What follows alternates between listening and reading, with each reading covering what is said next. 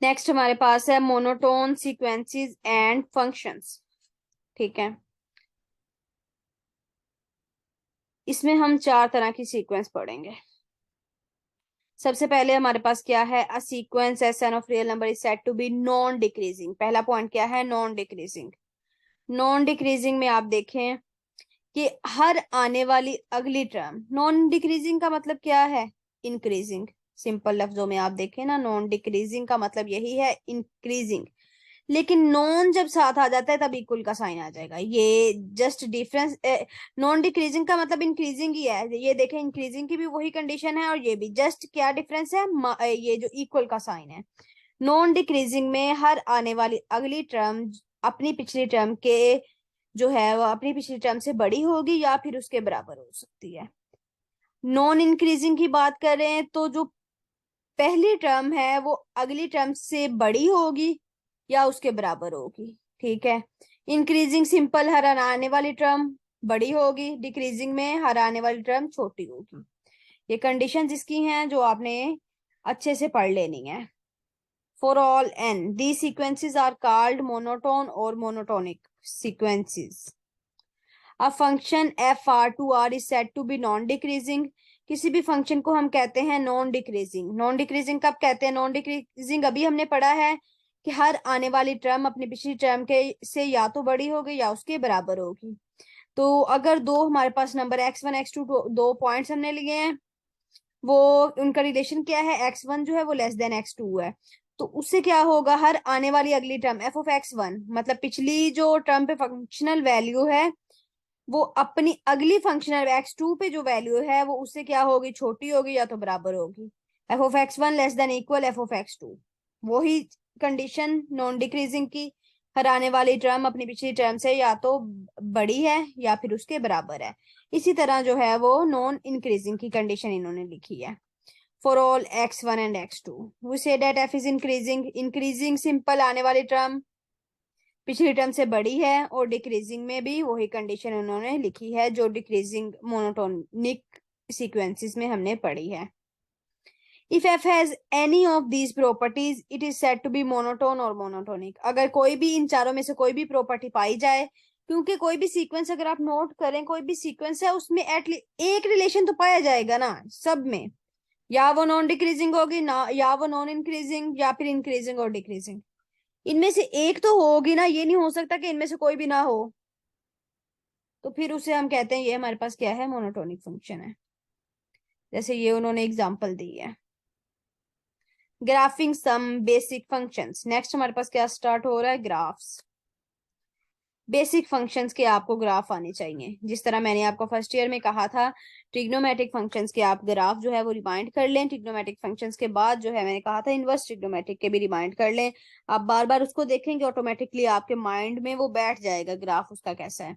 तो इस तरह बेसिक जो है हमारे पास कॉन्स्टेंट फंक्शन हो गया, x, x square, x cube, लोग, एक्सपोनेंशियल, ये सारे जो बेसिक ग्राफ है ना ये हमें आने चाहिए। तो अच्छा, मैं एक क्वेश्चन इधर इंटरव्यू का एक क्वेश्चन आपसे डिस्कस करती चलो। वो एट अ टाइम, मतलब आपको पता है एक्स स्क्वेयर जो हमारे पास है वो क्या होता है, क्वाड्रेटिक। और क्वाड्रेटिक जब कोई भी फंक्शन होता है उसका ग्राफ बनता है पैराबोलिक। ठीक है, तो ये चीज इंटरव्यू में पूछी गई है, बल्कि पूछी जाएगी नहीं, पूछी गई है। उन्होंने क्या किया था, सामने जो है वो एक क्वाड्रेटिक इक्वेशन रखी, मतलब x square minus x plus one, इस तरह के कोई भी क्वाड्रेटिक ऐसी इक्वेशन जिसकी डिग्री टू हो। ठीक है ना, कोई भी क्वाड्रेटिक इक्वेशन रखी, उन्होंने कहा इसका ग्राफ बताएं कैसा बनेगा। एट अ टाइम आपके उसके मतलब जिससे पूछा गया जहन में नहीं था कि इसका ग्राफ जो है वो पैराबोलिक बनेगा। कोई भी ऐसा फंक्शन आ जाए जिसकी डिग्री टू हो उसका ग्राफ पैराबोलिक बनेगा, जिसकी डिग्री वन हो उसका ग्राफ एक लाइन, एक लीनियर इक्वेशन, एक लाइन आएगी। ठीक है, कांस्टेंट हो तब भी लाइन आती है, कांस्टेंट में हॉरिजॉन्टल या वर्टिकल लाइन आती है, लेकिन अगर कोई भी और हमारे पास आ जाए लीनियर इक्वेशन उसका ग्राफ जो है वो हमारे पास स्ट्रेट लाइन आएगा। ये देखें कांस्टेंट फंक्शन है, कांस्टेंट फंक्शन हमने पीछे पढ़ा है सारी वैल्यूज के लिए एक ही कांस्टेंट आए, तो उसके लिए जो है ये ग्राफ या तो पॉजिटिव में या फिर नेगेटिव में किसके पैरेलल आएगा? एक्स एक्सिस के पैरेलल आएगा, क्योंकि जाहिर बात है एफ ऑफ एक्स जो है वो वाई है, तो वाई इज इक्वल टू ए। आप सपोज करें वाई इज इक्वल टू 5 है, तो इसी तरह कोई भी लाइन आएगी जो एक्स एक्सिस के पैरेलल होगी।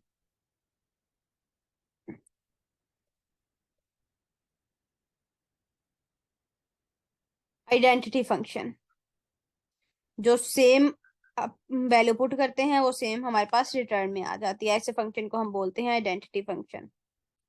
एफ ऑफ एक्स वाई है, Y is equal to X, Y is equal to X हमें पता है लाइन है, 45 डिग्री के एंगल पे जो लाइन बनती है वो लाइन हमारे पास क्या होती है? Y is equal to x.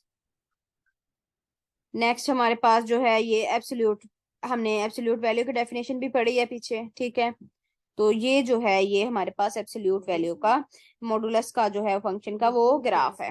तो इधर आप देखें कि ये ग्राफ है हमारे पास, ये शार्प एज बन रहा है, ये मैंने आपको फर्स्ट ईयर में भी बताया था, ये शार्प एज बन रहा है।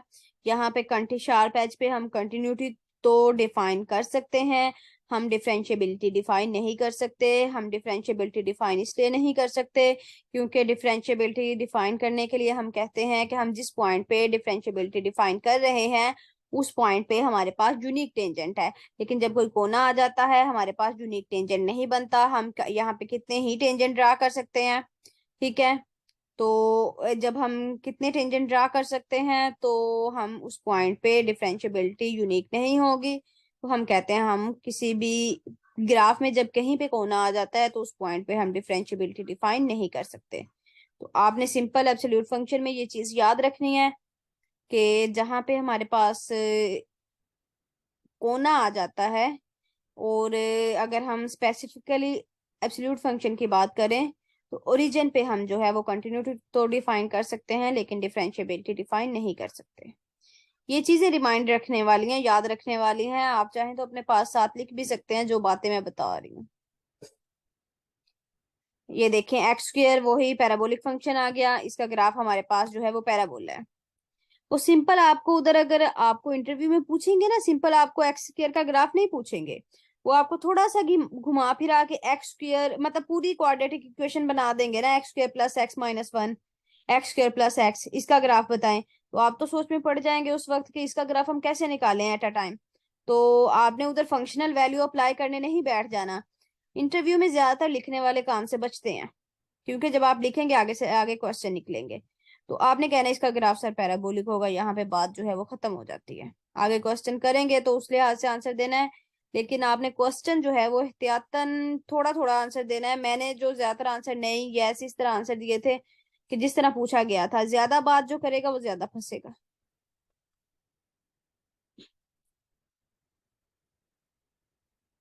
द ब्रैकेट और ग्रेटेस्ट इंटीजर फंक्शन, ये इधर से ये डेफिनेशन आपने करनी है ब्रैकेट और ग्रेटेस्ट इंटीजर फंक्शन की। क्या है?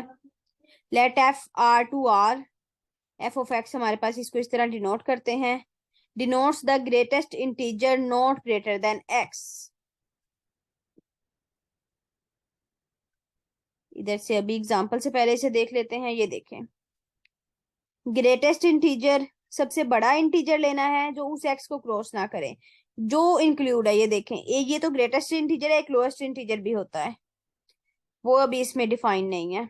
ये देखें zero less than equal x less then one, तो जीरो आएगा, जो इंक्लूड पार्ट है ना वो आ जाएगा ग्रेटेस्ट इंटीजर में, उस एक्स से बड़ा ना हो। तो जब हम इसका अगर हम इंटरवल ये देखें माइनस वन, जो इंक्लूड है वही ले रहे हैं। Thus the values of f are integer if n is an integer, if n less than equal x less than n plus one, then x की जो ग्रेटेस्ट इंटीजर फंक्शन अप्लाई करने के बाद जो वैल्यू आती है वो एन आती है।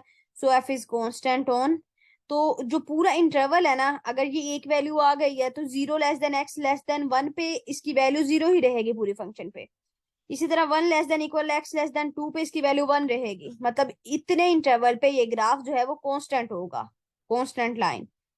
ये देखें जीरो से वन है तो ये चीज आ गई, माइनस वन से जीरो है तो माइनस वन इंक्लूड है, जो नहीं इंक्लूड उस पे जो है आप देख लें होल बनाया गया है। आपको पता है जब हम ग्राफ ड्रा करते हैं जो पॉइंट इंक्लूड ना हो ऐसे पॉइंट को हम कहते हैं ये हमारे पास क्या है यहाँ पे ग्राफ पे एक होल है, होल रिप्रेजेंट करता है कि वो पॉइंट जो है वो इंक्लूड नहीं है।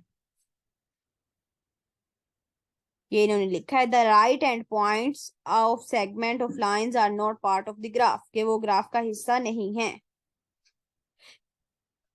उसके बाद जो है हमारे पास,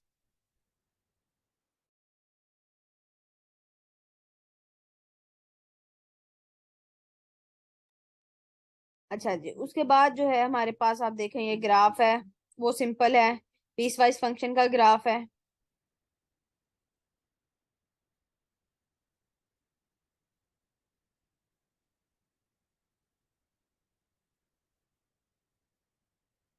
यहाँ से जो है वो एक्सरसाइज स्टार्ट हो रही है।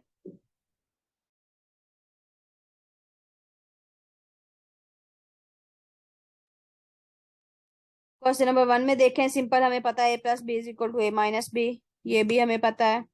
ये इनइक्वालिटी इधर से आपने रिमाइंड करनी है कि अगर माइनस में आ जाए तो less than A minus B होता है, और A minus B mod less than होता है ए प्लस बी मोड के, और उसके आगे जो आती है वो ए मोड प्लस बी मोड अलग अलग आ जाता है। ये पूरी इनइक्वालिटी भी आगे आएगी, वहां से आप नोट कर लीजिएगा, यहाँ से आपने यही नोट करनी है।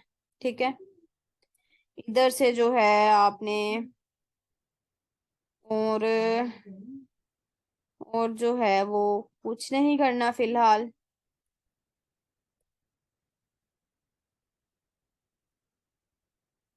ये देखें, ये साटूथ फंक्शन, मैंने पढ़ा नहीं था पेपर से एक दिन पहले, मुझे एक दोस्त ने बताया, कहती साटूथ फंक्शन की डेफिनेशन बताना, तो मुझे जो है वो नहीं पता था, मैंने एक्सरसाइज में से नोट नहीं की थी, तो आप लोगों ने जो है वो नोट करनी है। साटूथ फंक्शन है ये, इसमें जो है वो ग्रेटेस्ट इंटीजर जो है, हमने अभी डेफिनेशन पढ़ी वो यूज हो रही है, x minus greatest integer function, ये जो है ये हमारे पास क्या है, साटूथ फंक्शन है।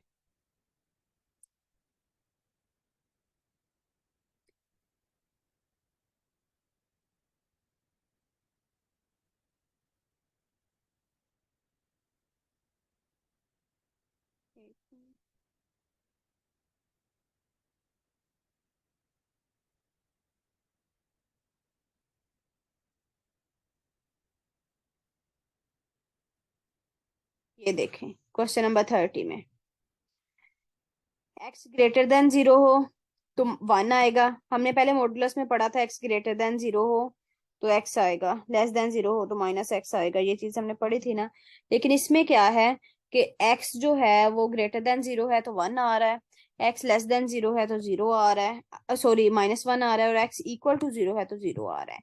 ऐसे फंक्शन को हम बोलते हैं सिग्नम फंक्शन, एसजीएन भी फंक्शन बोलते हैं, ये हम रियल एनालिसिस में भी देखेंगे, वहां डेफिनेशन नहीं होगी, डेफिनेशन आपने इधर से करनी है।